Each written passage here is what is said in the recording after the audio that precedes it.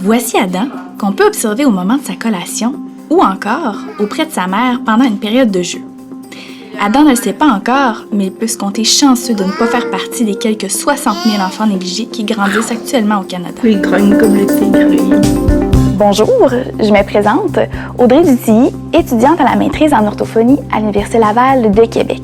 Comme future orthophoniste, je m'intéresse au langage ainsi qu'à ses troubles et je souhaite également contribuer à l'intégration sociale d'individus étant en prise avec des difficultés langagières. C'est la grenouille! Dans le cadre d'un stage, j'ai travaillé comme auxiliaire de recherche dans une étude financée par le Conseil de recherche en sciences humaines. Cette étude vise à mieux comprendre les liens entre le fait d'être exposé à de la négligence parentale en bas âge, le développement langagier et la préparation scolaire des enfants. Mais avant d'aller plus loin, définissons la négligence. Pour l'illustrer, pensons à une plante.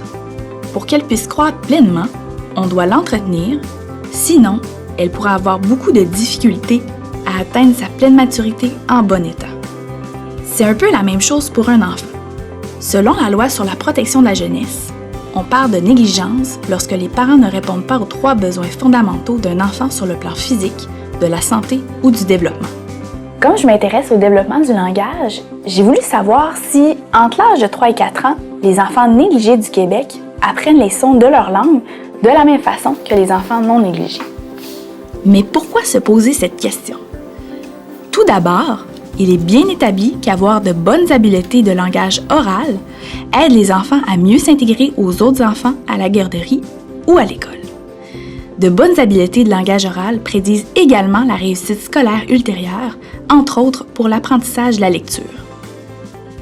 Afin de répondre à ma question, j'ai comparé les données d'enfants négligés à celles d'enfants non négligés 3 fois entre l'âge de 3 et 4 ans, soit à 36, 42 et 48 mois. Les résultats préliminaires montrent que les enfants négligés sont très en retard par rapport aux enfants non négligés pour produire les sons de la parole. Cela est vrai aux 3 temps de mesure et pour tous les aspects de production évalués. Par exemple, les enfants négligés ne choisissent pas les bonnes consonnes pour produire plusieurs mots. À ce jour, la grande étude dans laquelle j'ai effectué mon stage de recherche n'est pas encore terminée. Mais ces résultats à venir nous concernent tous comme Canadiens et Canadiennes. En effet, les enfants négligés d'aujourd'hui font partie des adultes de demain. Et c'est grâce à des études comme celle-ci que nous pourrons mieux comprendre leur développement et trouver des moyens de les aider à développer leur langage oral afin qu'ils participent pleinement à la société.